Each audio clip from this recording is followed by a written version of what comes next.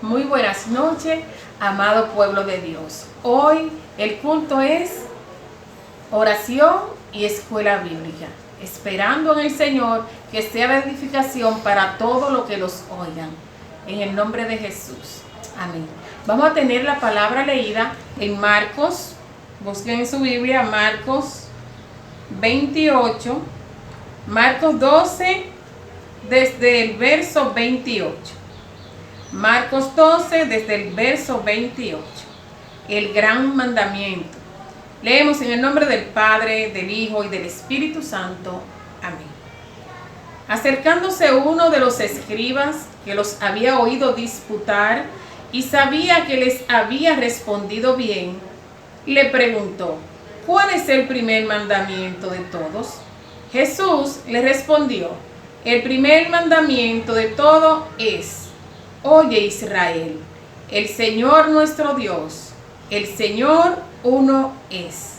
Y amarás al Señor tu Dios con todo tu corazón y con toda tu alma y con toda tu mente y con todas tus fuerzas. Este es el principal mandamiento. Y el segundo es semejante: amarás a tu prójimo como a ti mismo. No hay otro mandamiento mayor que estos. Entonces el escriba le dijo: bien, maestro, verdad has dicho, que uno es Dios y no hay otro fuera de él. Y el amarle con todo el corazón, con todo el entendimiento y con toda el alma y con todas las fuerzas, y amar al prójimo como a uno mismo, es más que todos los holocaustos y sacrificios. Jesús, entonces, viendo que había respondido sabiamente, le dijo: no estás lejos del reino de Dios. Y ya ninguno estaba preguntando. Amén. Gloria al nombre de Cristo Jesús. Esta lectura, mis queridos hermanos y hermanas, yo le voy a dar unos toques primero antes de orar para que ustedes mediten en estas preguntas que yo saqué de esta misma lectura, donde dice: el Señor uno es. Vamos a meditar en eso en nuestras casas. Amarás al Señor tu Dios con todo tu corazón y con toda tu alma y con toda tu mente y con todas tus fuerzas. Ojo, con el alma, la mente y las fuerzas que tenemos. Y el otro: amarás a tu prójimo como a ti mismo. Es más que todos los holocaustos y sacrificios. Amar a Dios y amar al prójimo es más que todo holocausto y sacrificio. Y también esta última parte donde dice: entonces Jesús, viendo que había respondido sabiamente, le dijo: no estás lejos del reino de Dios. Le dijo: no estás lejos. No le dijo que estás dentro del reino, sino lejos. Porque con solamente saberlo no basta, sino con vivirlo. Y claro, aceptando a nuestro Señor como único y suficiente Salvador. Entonces, mis queridos hermanos, estemos orando por el pueblo de Dios, que es lo principal, para que el pueblo de Dios pueda salir a trabajar en su obra, que pueda seguir evangelizando. ¿De qué manera? Hay que buscar estrategia, porque cuando una puerta se cierra, otra se abre. Y ahora estamos que no podemos estar visitando tanto, pero el Señor nos dará la sabiduría para hacerlo, como ahora que estamos haciendo los cultos en las casas, esperando que todos estemos viendo los cultos, que no nos quedemos haciendo otras cosas, porque para algo se hace, es para edificación del pueblo, para que el pueblo no se enfríe. Mis queridos hermanos, estamos trancados en nuestras casas, pero no tranquemos nuestro corazón y nuestra mente a lo que está pasando. Así que vamos a orar para que el Señor nos fortalezca como iglesia y no deje que nosotros nos desviemos. Y en nuestra casa oremos por evangelismo, por los que están enfermos, dando gracias por los que se han sanado. Tenemos que seguir orando los unos por los otros, como dice la palabra de Dios. Oremos, demos gracias y oremos. Aleluya, bendito sea Dios. Señor, te adoramos y te bendecimos, Dios. Exaltamos tu nombre, Dios, en esta noche y te glorificamos. Bendito Dios, tú que moras en las alturas y en los corazones de buena voluntad. A ti clamamos, Señor. A ti te damos gloria, honra y honor. A ti te damos las gracias por ser nuestro Dios, por ser nuestro sustento y nuestra fuerza, Dios. En este tiempo hemos sentido, Señor, que tú estás con nosotros. A pesar de las dificultades que estamos viviendo, sabemos que tú estás con nosotros. Padre, te presentamos el pueblo de Dios para que tú le estés levantando a los que están caídos, que tú estés fortaleciendo a los que se sienten débiles, Dios.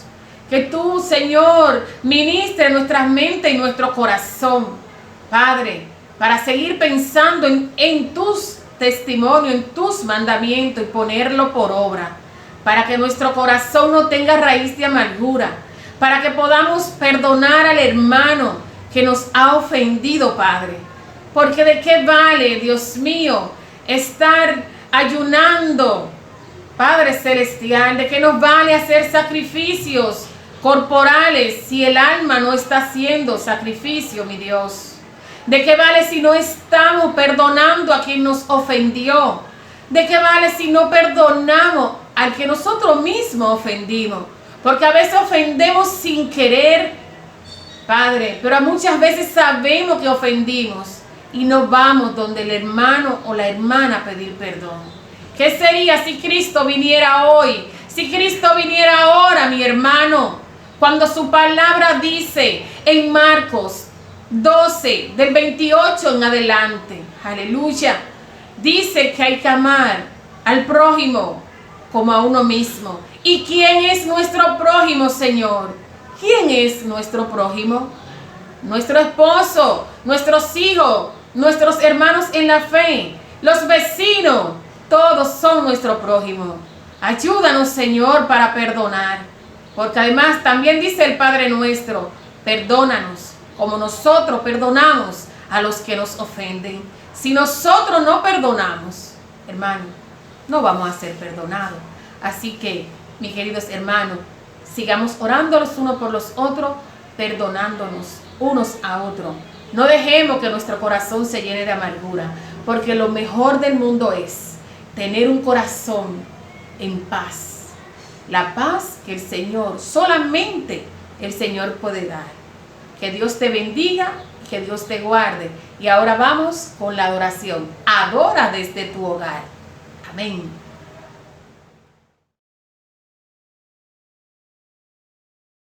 Dios le bendiga de una manera especial. Agradecemos al Señor la oportunidad que nos concede de adorar y bendecir su santo nombre. Aleluya. Vamos a adorar al Señor. Gloria a Dios.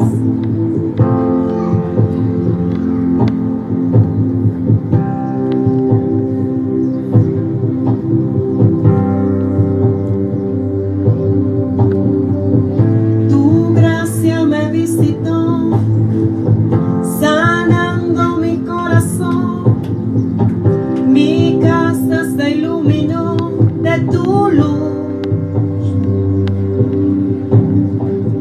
Hablaste a mi corazón, tu voz me dio dirección. Camino al amparo de tu luz. En la tempestad estaré seguro, tú me sostendrás con tu brazo fuerte. Tú, mi buen pastor, guiarás mis pasos, cuidarás de mí. En la tempestad estaré seguro, tú me sostendrás con tu brazo fuerte. Tú, mi buen pastor, guiarás mis pasos, cuidarás de mí. Tu gracia me visitó, sanando mi corazón. Mi casa se iluminó de tu luz. Hablaste a mi corazón, tu voz me dio dirección. Camino al amparo de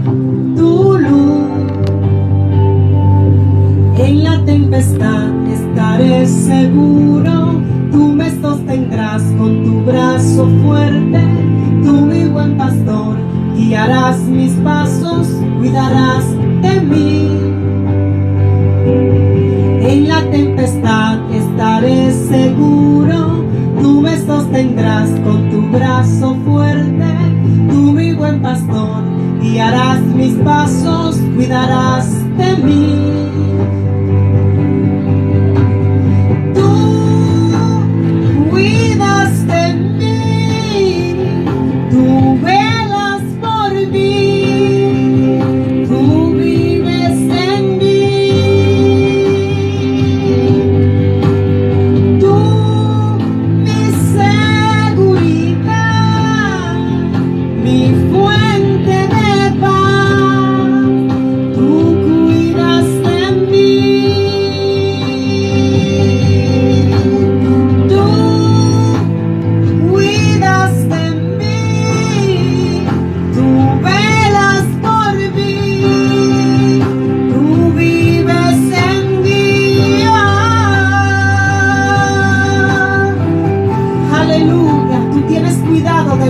Señor, aleluya, tú nos guías, tú eres nuestro soporte, tú eres nuestro aleluya, escudo, gloria a Jesús, tú eres nuestra fortaleza, contigo estaremos seguros, aleluya.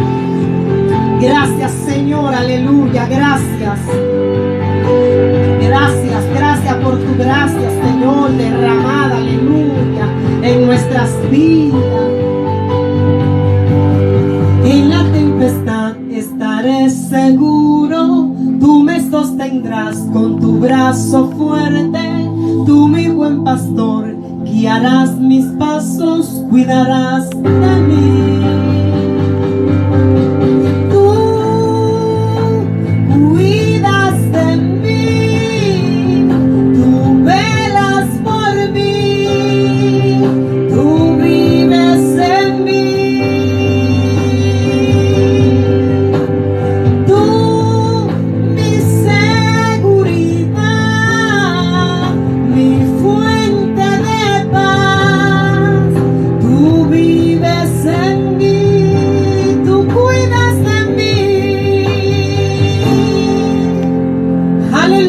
Presencia, Señor, hay seguridad, hay paz, hay amor, aleluya. Santo es el Señor. Gracias, Rey, gracias, porque en tu presencia estamos seguros, aleluya. Que Dios le bendiga de una manera muy especial. Dios siempre va a estar presente, aleluya. Gracias, Señor. Dios la bendiga. Vamos a estar alabando al Rey de Reyes y Señor de Señores. Vamos a estar dándole toda la gloria a Él. Aleluya. Santo es su nombre. Aleluya.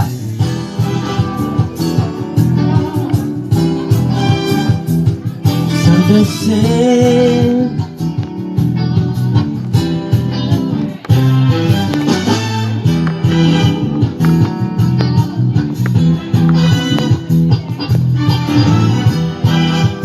Canta conmigo, aleluya.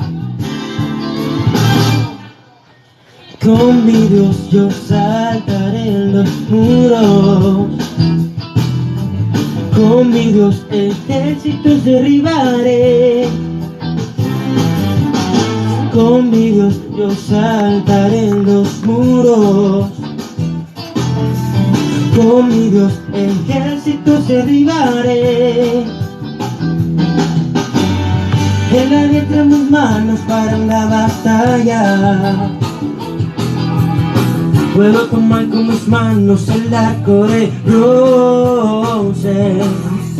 Él es escudo y la roca mía, Él es la fuerza de mi salvación, mi alto refugio y mi fortaleza.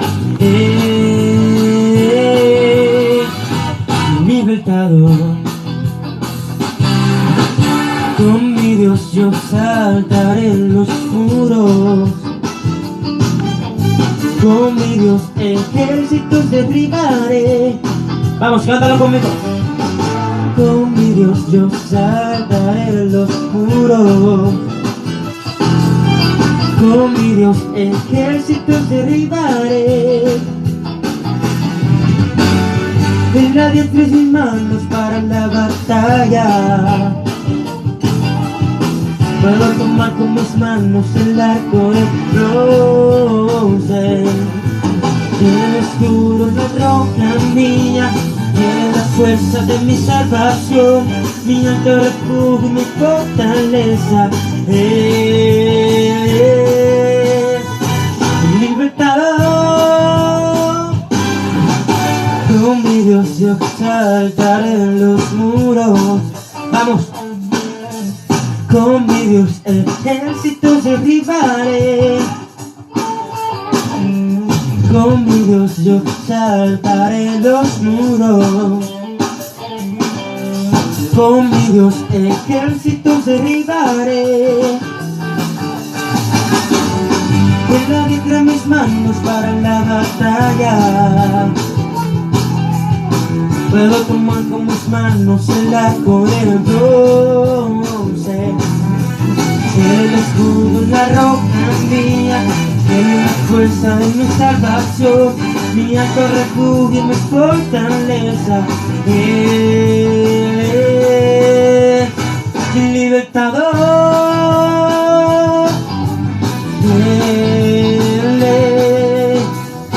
Mi libertador.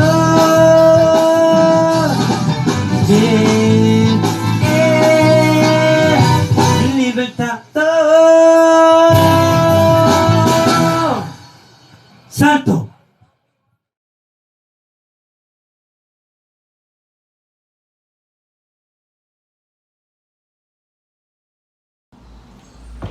Dios les bendiga, mis amados hermanos, en esta maravillosa noche que vamos a estar estudiando la clase de escuela bíblica.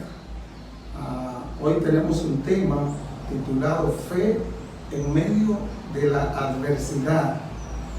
Esta clase, su base bíblica se encuentra en el libro de Habacuc. Habacuc capítulo 3, verso 1, 2, 16 al 19.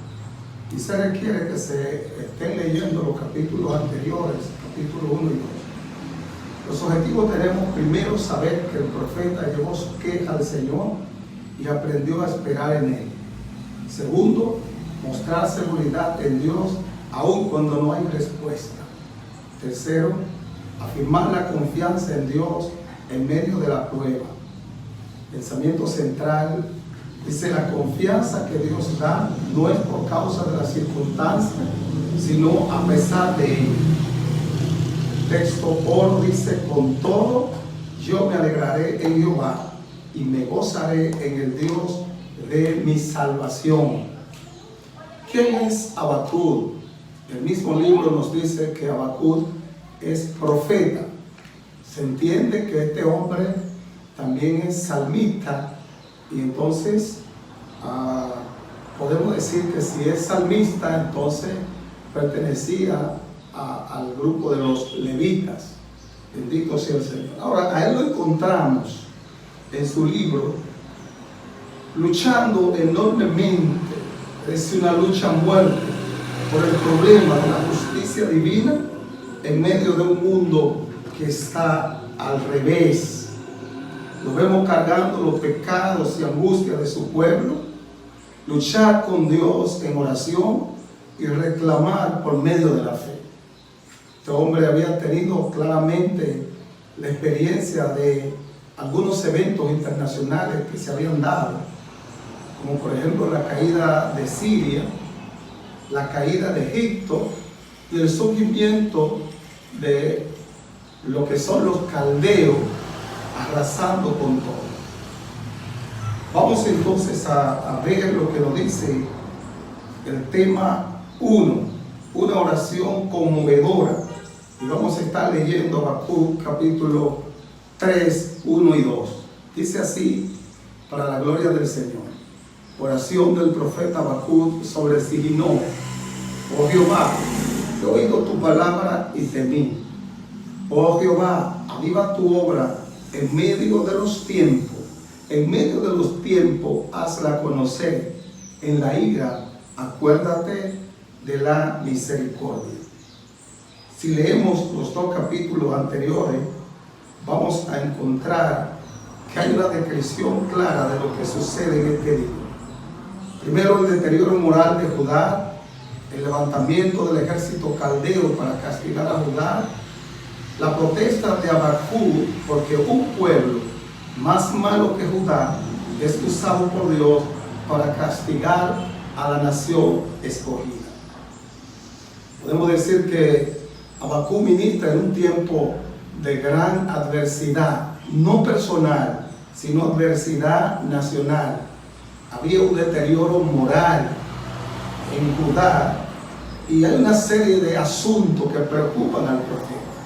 Le preocupa la violencia, le preocupa la iniquidad, la destrucción, el pleito, la contienda, el debilitamiento de la ley, la injusticia y el asedio del justo por el impío y la distorsión de la ley de Dios. Todo esto hace que el profeta en su primer verso se queja, pero esa queja de él recibe respuesta del Señor.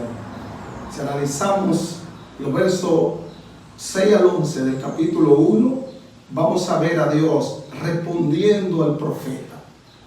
Esta respuesta del Señor llena de perplejidad al profeta. ¿Cómo es que un Dios justo se valga de los malvados caldeos para castigar a su pueblo, que a pesar de su apostasía era más justo que los caldeos? Él no podía entender esto. Pero la respuesta de Dios está unida a la historia de su providencia divina. Dios le garantiza que también la altiva Caldea sería castigada, mientras que el justo se sostendría por su fe. Es interesante que entendamos que aquellos que sirven a Dios se salvarán porque en Él confían. No la fe de su fe, sino su fe en Dios. ¿Quiere ver que se levanta un imperio humano donde la perfección exista? Justicia, decencia, honradez, eso es utópico. Porque mientras haya humano en la tierra, habrán dificultades. El hombre simple y llanamente podrá gozar de un imperio perfecto cuando sea establecido por la divina providencia. Bendito sea el nombre del Señor. Entonces, vamos a estar leyendo los versos 2 otra vez, para entrar en la parte B que dice pidiendo misericordia en medio de la ira. Y en la parte B entendemos que aquí hay una petición de misericordia del profeta. En medio de los tiempos, haz conocer tu obra, pero en la ira acuérdate de tu misericordia. En primer lugar, podemos decir que el profeta declara haber oído la palabra de Jehová y haber temido.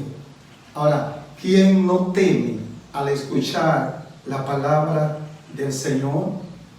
Temió Adán cuando oyó la voz de Dios, temió Isaías, temió Pablo, temió Juan, y todos temieron. Algunos de ellos cayeron como muertos ante el temor que produjo la palabra de Dios al escucharla. Pero aquí la iglesia debe aprender claramente que la voz de Dios, al dirigirse directamente a su pueblo con un mensaje solemne, debe producir un temor reverencial. Y ese temor reverencial debe producir cambio. Es lamentable que nosotros oímos a predicadores itinerantes decir que Dios le habló, pero no vemos cambio en su vida. Si Dios habla, ese oír a Dios hablar tiene que producir un temor reverente, y ese temor reverente debe producir cambio en aquellos que escuchamos la voz de Dios. En segundo lugar, la voz de Dios siempre produce un interés muy marcado en su obra. Esto es interesante que nosotros lo entendamos. En tercer lugar, este hombre Habacuc pidió que la obra de Dios se hiciera conocer en medio de los tiempos. No que el Señor quitara los tiempos. No. Que en medio de los tiempos diera a conocer su obra. En cuarto lugar, pidió que cuando en su ira estuviera castigando a Israel, se acordara de su misericordia. El capítulo 2 nos habla de una situación amenazante. Y vamos a estar leyendo los versos 16 y 17 del capítulo 3.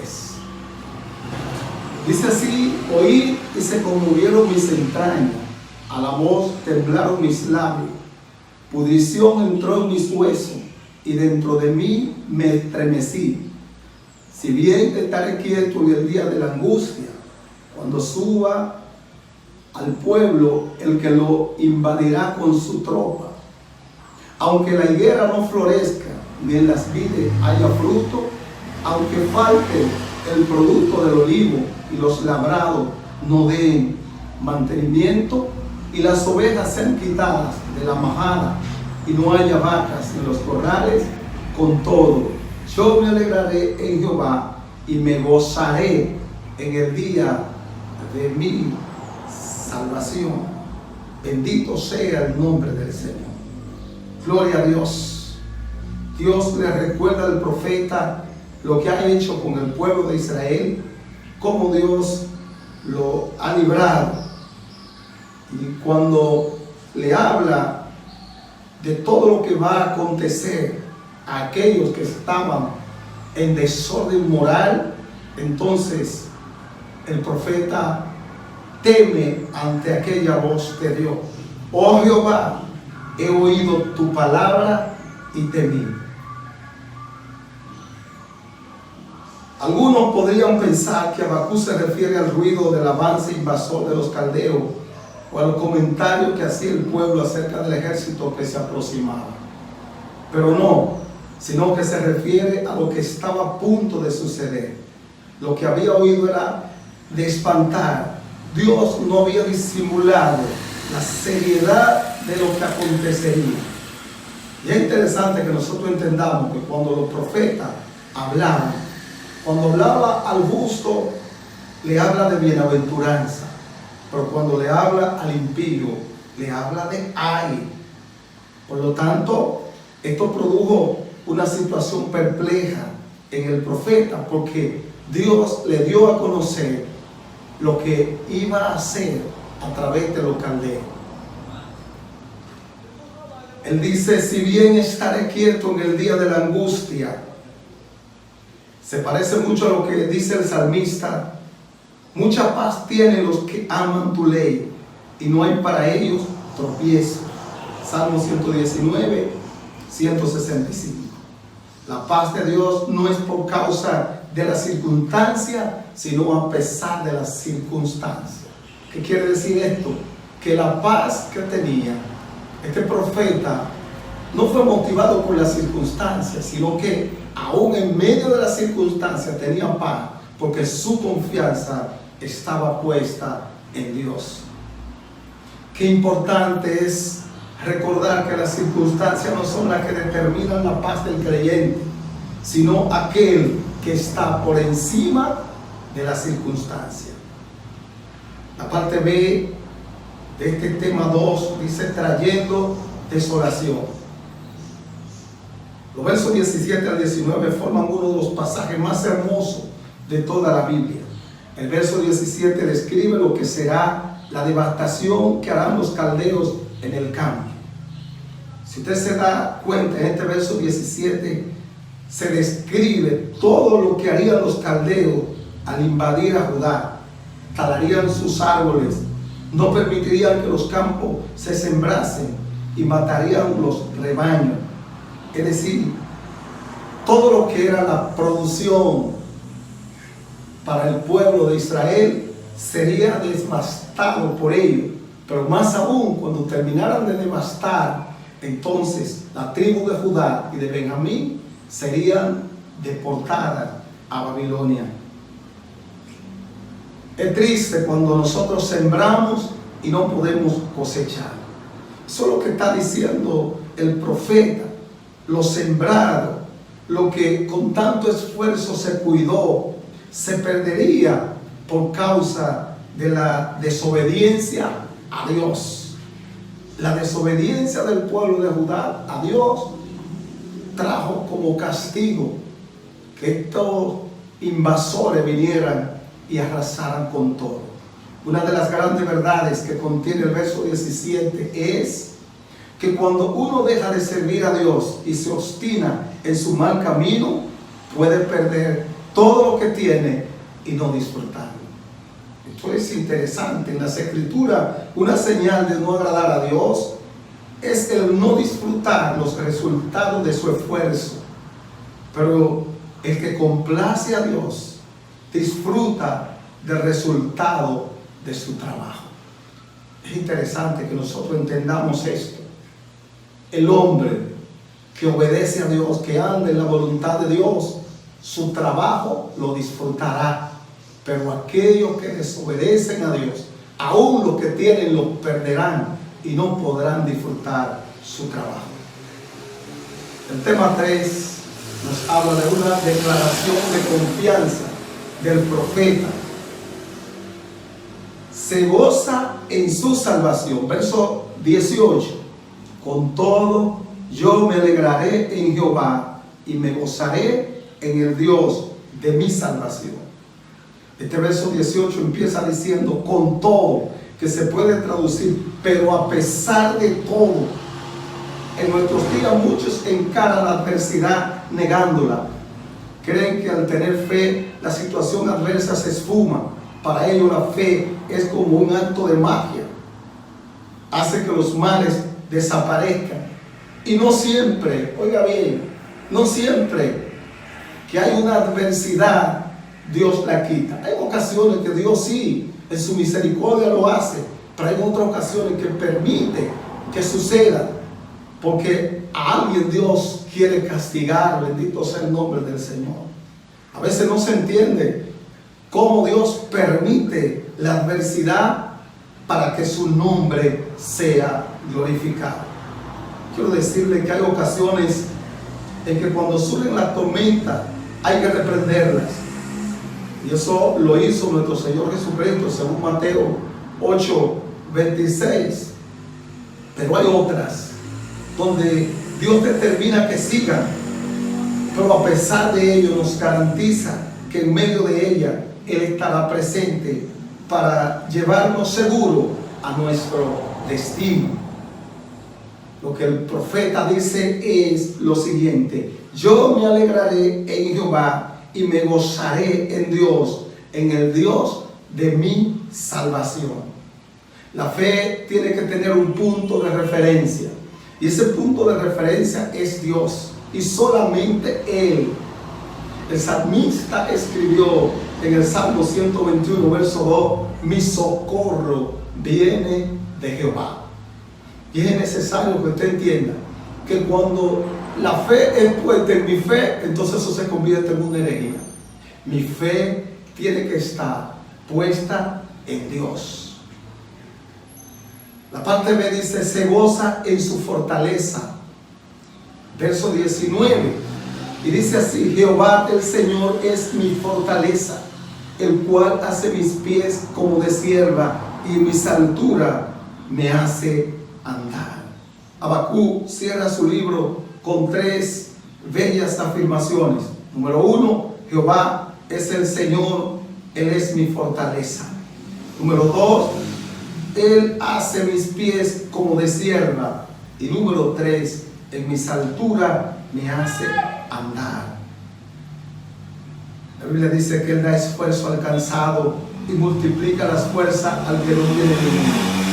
Los muchachos se fatigan y se cansan, los jóvenes flaquean y caen, pero los que esperan en Jehová tendrán nuevas fuerzas, levantarán alas como las águilas, correrán y no se cansarán, caminarán y no se fatigarán. Tener los pies de sierva es equivalente a un venado o a una gacela. La gacela se caracteriza por la firmeza, por la rapidez y agilidad con que se mueve. Tener los pies como de gacela significa estabilidad y confianza. Hay un llamado del apóstol Pablo en 1 Corintios 15:58 y dice: estar firme. Lo último que dice, y con lo cual cierra el libro del profeta Habacuc, es: y en mis alturas me hace andar. Bíblicamente, las alturas son sinónimo del sitio donde Dios mora. Por eso es que Dios es llamado el Altísimo, lugar de seguridad y de victoria espiritual. Quien anda en las alturas espirituales no corre los riesgos de la llanura. Quiero leer este resumen por la importancia que gravita para este tema, y con ello termino. Desde el punto de vista histórico, vimos la calamidad que sobrevino a Judá cuando Babilonia la conquistó. Desde el punto de vista teológico, esta calamidad fue resultado de haberse apartado de Dios. Es decir, históricamente es conquistada por Babilonia, pero teológicamente es castigada por su pecado. Como buen judío, Habacuc se hizo la pregunta: ¿por qué permite Dios que un pueblo perverso invada y humille al pueblo escogido? La respuesta fue que Babilonia sería también castigada a su debido tiempo. La invasión era inexorable. ¿Qué hacer en este caso? Habacuc exhibe con una extraordinaria belleza la fuerza de su confianza en Dios. Aunque el mundo se desplome, se alegrará y gozará en Dios, porque es la salvación y fortaleza de su pueblo. Para poder tener una confianza tan firme en Dios, a pesar de las circunstancias, se necesita tener una íntima relación con Él. La fe para encarar los contratiempos de la vida no es nuestra, no es humana, proviene de Dios, cuando uno se encuentra cerca de Él. Los cristianos somos identificados no en los momentos de bonanza y comodidad, sino cuando surgen las crisis.